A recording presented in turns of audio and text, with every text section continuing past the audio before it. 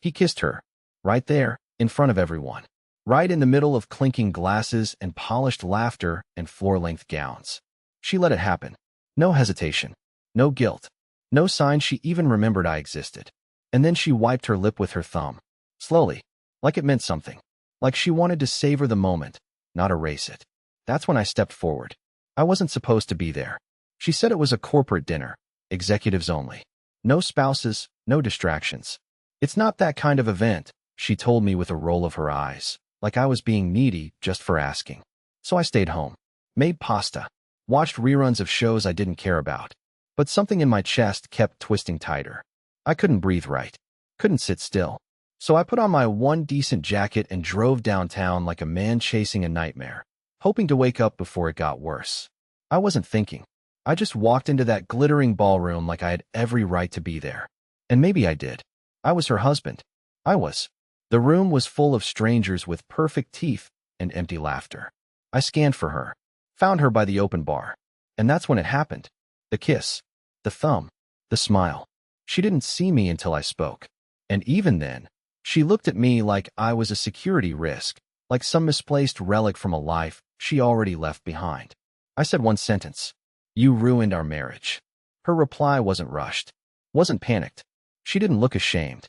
She just tilted her head, eyes empty and steady, and said, You're wrong. That was it. That's what broke me. Not the betrayal. Not the kiss. Not even the man's hand still resting casually at her hip. It was how certain she sounded. How final it felt. How quietly she'd rewritten everything I thought we built. I left before the silence swallowed me whole. And if that was the end of it, maybe I could have stitched myself back together. But no, that moment was only the first thread unraveling. I hadn't seen the text yet. I hadn't opened the locked folder on our home computer. I hadn't talked to her sister, or her boss, or the man who finally told me the truth. No, that moment was just the doorway. The real collapse, the part that would leave me crawling, came after. I didn't go home right after she said it. I didn't storm out or yell or cause a scene like people in movies do. I just walked. For hours. Around the block. Past the same row of taxis a dozen times. Until the valet started watching me like I might be casing the place. But I didn't care. I couldn't feel my hands. My mind kept echoing the way she said it. You're wrong. As if I'd misunderstood something. As if the marriage she tore through was never ours in the first place. By the time I got back to our house, no, her house, really, it was past 2 in the morning. Her car wasn't in the driveway, which didn't surprise me. She'd probably gone home with him. I didn't want to think about that, but it clung to me like wet clothes. I sat in the dark living room with only the fish tank glowing, listening to the hum of the filter and thinking, what now? That's when something shifted inside me. I don't know what to call it. Rage, maybe, or survival. I stood up, walked straight into her office, and opened her laptop. It wasn't locked. That should have told me something. Someone who isn't hiding anything usually doesn't leave their digital life wide open. Or maybe she just thought I was too pathetic to look. And until that night, she was right. I didn't even know what I was searching for. Just something to match the weight in my chest. I checked her email first. All work stuff. Pitches, reports, campaign data. But then I clicked into a folder labeled Strategy Decks 2022 and nearly closed it, thinking it was just more business nonsense, until I saw a subfolder inside called Client, FWD Sessions. It was full of screenshots, dozens of them, mostly from a chat app one didn't recognize. The usernames were weird, almost like gamer tags. But hers was easy to spot, a variation of her maiden name. And the messages, they weren't business-related. They were flirty, graphic, intimate in a way I hadn't seen from her in years. She was talking to someone named Ford Visionary, and they'd been exchanging photos. Not just hers, his too. There were videos, voice notes. She'd called him my calm place, and he called her my storm. I felt like I was reading a love letter written in a language I wasn't supposed to understand. And then I saw a timestamp. The first message, the one that started everything, was dated 18 months ago. That meant everything she told me during that time, about being too busy for date nights, too tired for conversations, too stressed for intimacy. All of it was a lie wrapped in a schedule. I didn't cry. I didn't throw anything. I just sat there in the blue light of her betrayal, clicking through months of her double life. She had planned trips around meeting him. She had told him my work hours. She'd even sent him pictures from inside our bedroom, And then I saw something that made my stomach twist into ice. A photo of the two of them, not from the hotel dinner, not from some vacation, but from my birthday. She had told me she had to attend a leadership summit that weekend. I remembered texting her a sad little selfie from the restaurant I took myself to that night. She never replied. And now I knew why. She was in a cabin with him. In the photo, she was holding a cake. My name was written on it. And the caption read, "Celebrating him, with you." I think I actually stopped breathing for a few seconds. I wanted to scream, but what came out was a whimper. Like something inside me collapsed and didn't have the strength to make a sound. I copied everything. Every message. Every image. Every video. I sent it all to a hidden email I created on the spot. I didn't know what I'd do with it yet, but something in me had changed. I wasn't just hurt anymore. I was studying her. Watching from behind glass, like she was some strange animal I'd been living beside all this time without realizing its teeth. She came home around 3:30. I heard the door click and her heels tap across the tile. She didn't call my name. She didn't look for me. Just went upstairs like everything was normal. I stayed downstairs, in the dark, awake until sunrise. And I wasn't wondering why anymore. Now I was wondering just how deep her story went, and who else already knew. The morning after I found the messages, I watched her from across the kitchen as she sipped her coffee like nothing had happened. Like she hadn't just torn 18 years of shared history into pieces and scattered them across some stranger's inbox. She was humming. Humming. I never understood how someone could live so easily inside a lie, how they could look at the person they betrayed and ask if there was enough oat milk in the fridge. I nodded. Said nothing. Just like I had for the past year, apparently. She told me she had an early meeting. Wore a gray blouse I'd never seen before, one that still had the plastic thread through the tag. She looked radiant, happy, and I think that's what cut the deepest. It wasn't just the cheating. It was how the betrayal had energized her. Like I was the weight she'd finally learned how to shake off. When she left, I didn't move for 20 minutes. Just sat there, watching the steam rise from the untouched cup of coffee I made for myself, which suddenly tasted like something bitter I'd been drinking for years without realizing. That day, I didn't go to work. I called out sick. I didn't even have to fake it. My voice cracked when I spoke. I stared at her laptop again, open on the desk. I wasn't sure why, but I went deeper. Maybe I thought I could still find a reason to forgive her. Or maybe I was trying to make myself hate her fully, like it would give me permission to let go of the version of her I kept in my head. I clicked through old calendars. Noticed patterns. Trips she said were conferences, but now lined up with certain photos and messages I had already archived. I noticed something else too, repeated events titled Elsie Strategy Dinners, always on Thursday nights, always in the city, always starting at 7 p.m. That was tonight. So I made a decision. I wasn't going to confront her again.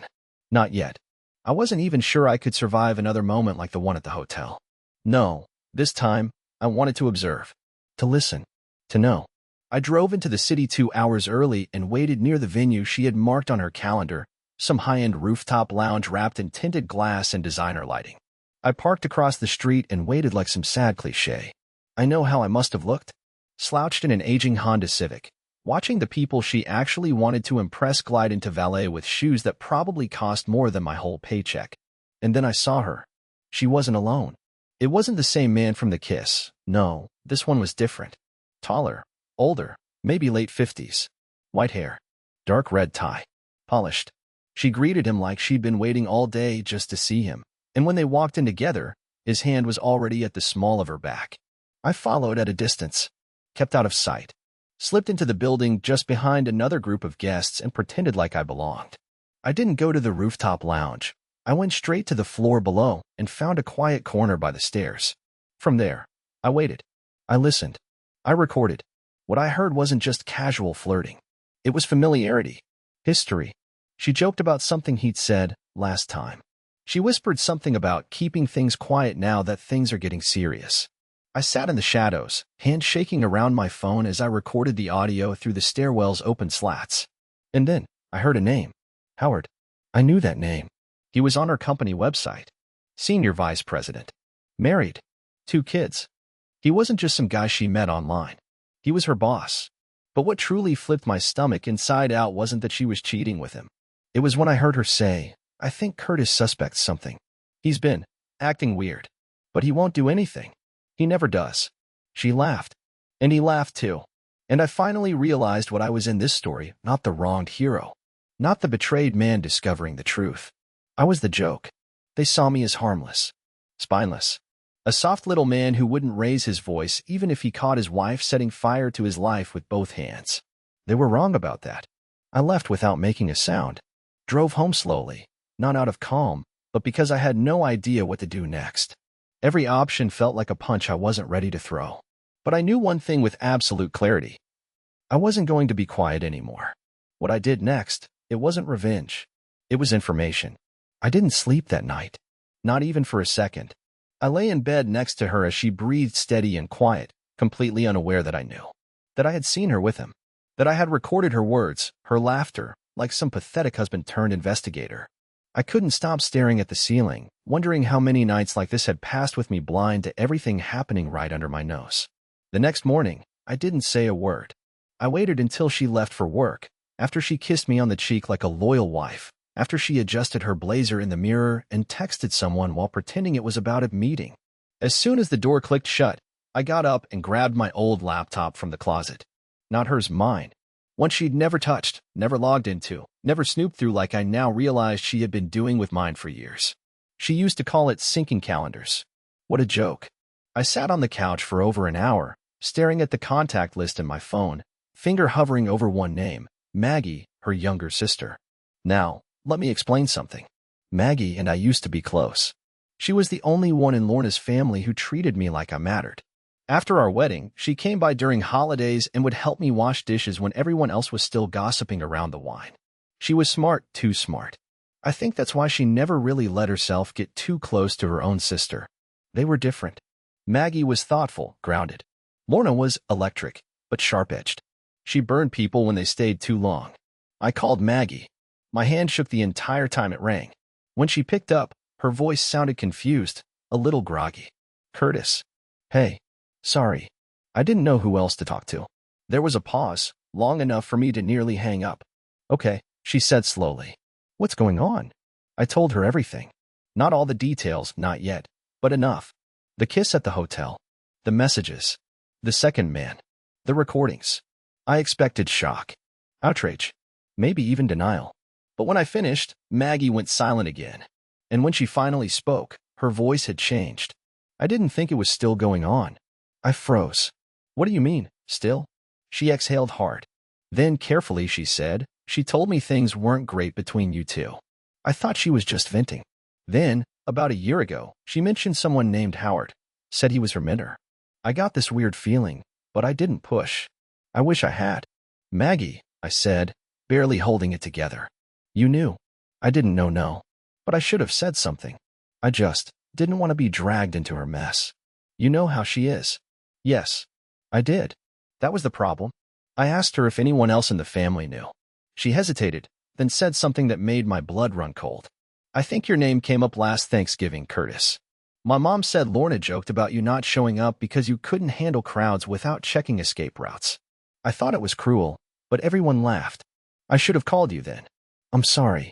I sat there, stunned, realizing that while I was still buying flowers and trying to schedule marriage counseling, she was making me the punchline over turkey and stuffing. Maggie apologized again. Said she would support me in whatever I decided. That I deserved better. Words that felt both comforting and devastating. Because if she could see it, why couldn't I? After I hung up, I checked our shared cloud account, something we rarely used. To my surprise, there were photos auto-uploaded from Lorna's phone. Hundreds of them. Most were boring. Receipts, dinner plates, blurred selfies. But one folder stood out. Labeled Elsie_Team Retreat. Inside were dozens of pictures from a resort, not the kind of place used for meetings. More like a honeymoon destination. I recognized the villa, the beach, the private dinner table. There were 2 glasses of wine in every frame, always just out of sight, and in one photo, the corner of a red tie I knew all too well. Howard. And then, near the bottom, a picture I'd never forget. Lorna lying in a hammock, barefoot, in a sundress I'd given her for our anniversary. The one she claimed she didn't feel comfortable wearing. She wore it for him. I stared at the screen for so long I thought my eyes might bleed. Then I forwarded everything to Maggie. She responded with just 3 words. She's done, Curtis. That was the moment the tide shifted. I wasn't just collecting proof anymore.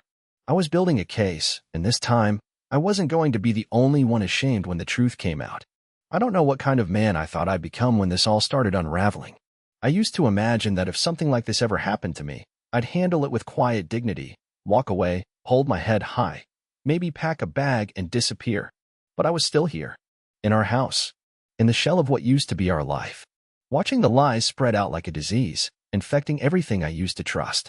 And the worst part? I still wasn't yelling. I wasn't smashing picture frames or keying cars. I was just unraveling in silence. But silence has limits.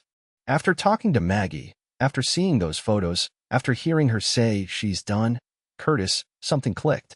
It was like standing in the wreckage of a house you built with your own hands, knowing you couldn't live there anymore, but still needing to find out who set the fire. And I knew there was someone else. Someone even Lorna didn't expect me to find. I went back through the folder of chat screenshots from her laptop. One name kept popping up, always in the background, Jade_Speaker. That's who introduced her to Ford Visionary, the guy she'd been sexting for months. Jade had been there from the beginning. She'd been Lorna's go-between. And as I dug deeper, I found something that made my pulse skip, an email address buried in a message she forwarded. So I emailed it. Just a few lines. Polite. Calm. I said I was Lorna's husband. I said I had questions, and that I wasn't looking for drama, just truth. To my surprise, I got a reply in 20 minutes. It wasn't Jade. It was a man named Brent. The email read, "I've been wondering when you'd reach out. I'm free to talk, no judgment, no games. You deserve to know the whole picture." I called the number he left. My hands were damp, my stomach tight. The moment he answered, I could tell something was off. His voice was quiet. Nervous, but not guilty, more like someone waiting for something inevitable to drop. "I was her first," he said without me even asking, "but not the last. You should know that up front." He told me everything. Brent used to work with Lorna back when she first joined her company 3 years ago. She was new, still figuring things out, still pretending to be modest. He said they hit it off quickly. She'd stay late at the office, ask him personal questions, flirt in that casual way that made it seem harmless. Until one night, after some product launch party, she kissed him in the elevator. It escalated fast. Hotel rooms, business trips, lunch breaks that lasted way too long. But it wasn't just physical. "She talked about you a lot," he said. "Said you were sweet, kind, steady. Said she wished you'd get angry sometimes, grow a backbone. I think that's why she kept doing it. She needed to feel like she was getting away with something." I didn't say anything. I couldn't. I just stared at the floor like his words were dripping through the phone and pooling around my feet. "She stopped seeing me after about 6 months," he went on. "Said she needed someone with more direction. Whatever that meant. I thought that was it. But then she started sleeping with Ford, and she used me to cover it." My head snapped up. "What do you mean?" "I mean, she told people she was still seeing me, so nobody would suspect she'd moved on to her boss. She used my name like camouflage. Everyone thought we were still fooling around, even after I blocked her. She made sure of it." Brent sounded tired. Not bitter, just worn out. Like Lorna had bled the energy out of him, and then tossed the rest. "She used you too," he said. "Used your goodness like a mirror. To prove to herself she was above it. She told me once you'd never leave her, even if you found out. I didn't believe her. But now." I ended the call shortly after. Thanked him. Told him he'd helped more than he knew. But the truth? I felt sick. Not because of what Brent had done, but because of what I hadn't. All those nights I thought I was protecting our marriage by keeping the peace, keeping quiet, being the bigger person. She was using that silence to bury me under her secrets. And the people who watched it happen? Some of them helped. Some were just afraid to say anything. But none of them stopped her. I sat in my car after the call for almost an hour. Then I did something I didn't expect. I emailed Howard's assistant. I introduced myself as Curtis. I said I had urgent legal concerns and requested a meeting with Howard regarding potential misconduct that could affect his professional reputation. I knew he'd see it, and I knew it would scare him. Because the thing Lorna never planned for, the one variable she thought she'd never have to deal with, was me, refusing to vanish quietly. I got the reply less than 2 hours later. It was short, cold, professional. "Mr. Dalton, Mr. Langston is available at 4:30 p.m. tomorrow. The meeting will take place at our downtown office, Suite 1701. Please check in with reception upon arrival. Sincerely, Meryl Thorne, Executive Assistant to Howard Langston." I must have read it 10 times. I'd expected silence. Or maybe a lawyer. but not a direct invite to his office. Not from the man who had kissed my wife, slept with her, laughed with her behind my back while I folded her sweaters and washed her wine glasses. Something told me this wasn't about an apology. It was damage control. I was now a variable he hadn't accounted for, and men like Howard don't like variables. The next day, I wore the only suit I owned. It still fit, barely. My tie was crooked, and my shoes had scuff marks I didn't have time to polish. But I didn't care. I wasn't there to impress anyone. I was there because I wanted him to look me in the eye and see what he broke. Not just a man, not just a marriage, a whole reality. The elevator ride to the 17th floor felt like the longest of my life. The building was the kind with marble floors and no-nonsense receptionists who could sense if you didn't belong. I gave my name. Meryl barely glanced up before pointing me to the glass door down the hall. Inside, the air smelled like lavender. Expensive lavender. The kind that tries to convince you everything's under control. Howard Langston stood when I walked in. White hair, thin skin, tailored navy suit. He looked exactly like a man who ruined lives and still made it to yoga on time. "Curtis," he said, like we were old colleagues. "Please, have a seat." I didn't. He waited, then dropped the act. "I assume you're not here to sue," he said, casually crossing one leg. "Or we'd be having this conversation with attorneys." "I'm here," I said, voice low, "because you treated my marriage like a side project." He didn't flinch. "She told me you wouldn't take it well," he said calmly. "But I had a feeling you'd want answers." I took out my phone. Press play. The audio from the hotel stairwell filled the air. Her voice, his laugh, her line about me, acting weird. I watched his eyes twitch. Just a little. Enough to show me he hadn't expected that. "Tell me the truth," I said. "How long?" He leaned back, exhaled. 14 months. Maybe 15. It wasn't supposed to last this long. Then why did it? He paused, then looked me dead in the eye. "Because she made me feel like a god. And I liked it. That sentence will sit with me until I die. Not because it hurt, but because of how casually he said it. Like he was talking about a gym membership. Like my wife had become an ego subscription. She never mentioned divorce, he added. I assumed she wanted both worlds. I didn't care either way. "Did your wife know?" I asked. He tilted his head. "She does now." That landed hard. He didn't elaborate. Didn't need to. Somewhere along the way, his life had already started cracking. I wasn't the only threat in the room anymore. "You want me to disappear quietly," I said. He didn't deny it. Just shrugged. "Look, Curtis. This isn't personal. You're collateral in something that went sideways. I have a company to protect. A family. And so do you." The way he said it, collateral, like I was just a dent in the bumper of his midlife crisis, made my fingers curl. "You're not going to get a press release. Or an apology. But if you're smart, you'll take a breath, walk away, and figure out what version of this story actually benefits you." I stared at him, and for the first time, I didn't feel small. I didn't feel like the sad husband everyone laughed about over wine. I felt like the man who had been underestimated one too many times. "I already figured that out," I said quietly. "You'll find out soon enough." I turned and walked out, heart racing, but head clear. I didn't have power, not in the traditional sense. I didn't have money or lawyers or a team of assistants with polished shoes and Bluetooth headsets. But I had the truth, and the people closest to her were about to hear every bit of it. I didn't go home after leaving Howard's office. I didn't eat, didn't answer any texts, didn't even turn the radio on in the car. I just drove. Through downtown, then into the suburbs, then past the old neighborhood we almost bought a house in before she got that big promotion and said, "We deserve better." All I could think about was that word he used, collateral. Like I was a forgotten file in a drawer, not a man who once held her while she cried after her father's funeral. Not the guy who gave up his dream job because her career was about to take off. Just an inconvenience in a story she was writing without me. I pulled over when the sky started darkening and stared at a playground behind a closed elementary school. The swings moved in the wind like ghosts. I sat there until I realized what I had to do. That night, I didn't text Lorna to say I was running late. I didn't care if she noticed. I went home around 9. She wasn't there. Of course not. She'd been at client drinks every Thursday for months. I was counting on it. I sat down at the kitchen table and opened my laptop. One by one, I sent emails. Not anonymous messages. Not rage-fueled rants. Carefully written, calm, detailed emails. To her coworkers. Her HR department. Her mother. Her 2 closest friends. Even her book club group. I attached audio. Screenshots. Timestamps. Nothing graphic, just enough to make it undeniable. I added one sentence to each message.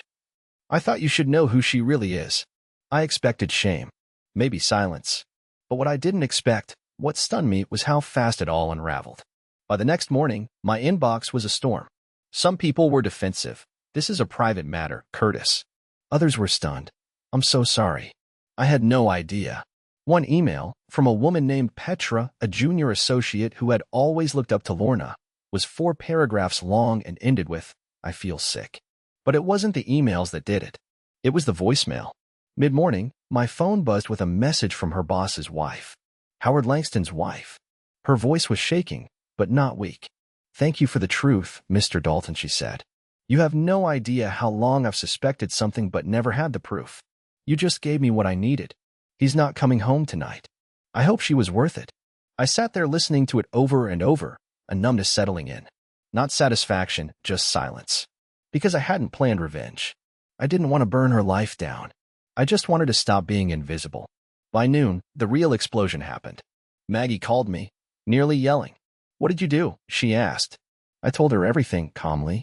She was quiet for a long time. Curtis, she finally said, I'm not mad. I'm just bracing myself. You shook her entire world. Apparently, Lorna's office was in chaos.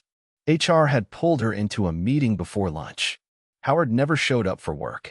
Their CEO was made aware. A client had dropped a project pending internal review. One of her friends, Natalie, the one who always posted filtered brunch photos, had sent Maggie a voice message in tears. Turns out Natalie had known about the affair for months. Not just known, covered for it. Lorna came home around 7. I knew the moment the door opened. It was quieter than usual. She didn't call my name. Didn't ask where I was. Just stood in the hallway like she wasn't sure what house she'd walked into. I stepped out from the kitchen. She looked drained. Pale. Her makeup was smeared, like she'd cried in a bathroom stall and tried to cover it up with cold water and determination. You told them, she said flatly. I didn't answer. She dropped her purse on the floor. Slowly sat down at the table. Do you have any idea what you've done? I nodded. Yeah. I stopped being your audience. She looked up. Eyes red. Voice cracking. You embarrassed me. I nearly laughed. Her. Embarrassed. As if she hadn't dragged me through a year and a half of humiliation while I handed her phone chargers and poured her wine. I said nothing. Then she asked the question I didn't see coming. Do you still love me? It felt like someone threw ice water on my spine. Love? That word didn't even fit in my mouth anymore. I thought of Brent. Of Howard. Of the words she said in that stairwell. Of the look she gave me when I said, you ruined our marriage. And then I thought of the version of her that only existed in my memory, the one who made pancakes on Sundays and danced in the kitchen barefoot, and how I had already started mourning her months ago. I don't even know who you are, I whispered. She didn't cry. She just nodded. I guess that makes 2 of us, she said, and walked upstairs without another word. I sat at the kitchen table for a long time after that. Everything was quiet except for the hum of the refrigerator. And for the first time in months, the silence didn't feel like punishment. It felt like peace. It's strange, the things that survive a storm. I walked through our house the next morning and noticed the smallest details, the crooked frame in the hallway she always meant to fix but never did. The chipped blue mug I used every morning, even though the handle wobbled. A sweater of hers draped over the back of the chair, smelling faintly like her perfume, the same one I used to find comforting. Now just another trace of someone I no longer recognized. But the house was quiet. And for the first time, I didn't feel like a ghost wandering through someone else's life. I felt awake. Lorna left that afternoon. She didn't slam doors or scream.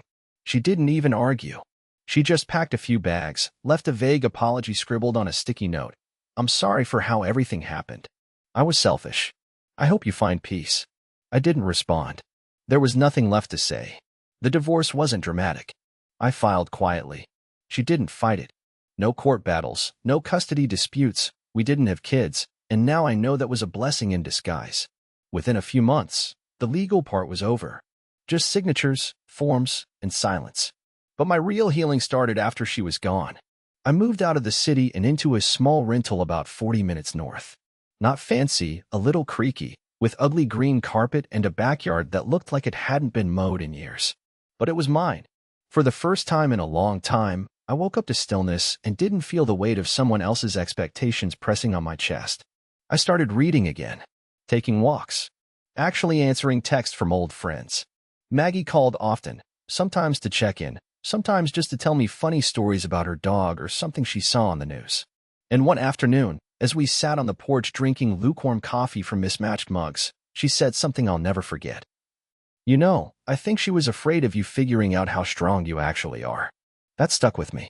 Because for the longest time, I believed I was weak, the doormat, the fool, the guy who never shouted or slammed fists on tables. But maybe there's a different kind of strength. The quiet kind.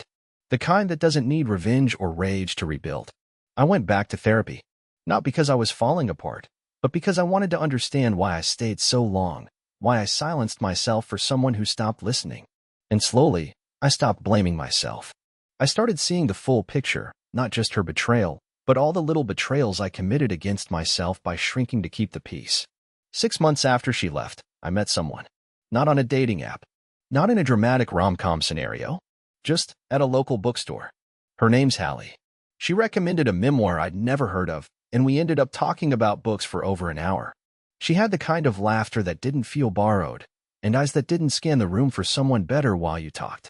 We've been seeing each other for a while now. It's not perfect, nothing is, but it's honest. There's no guessing, no hiding. Just two people learning each other slowly, with all the bruises and softness that come with real effort. And me? I'm still not the loudest guy in the room. I still fold my laundry while the dryer's warm. Still drink coffee out of that chipped blue mug. But I don't feel invisible anymore. I found my voice, and I use it now.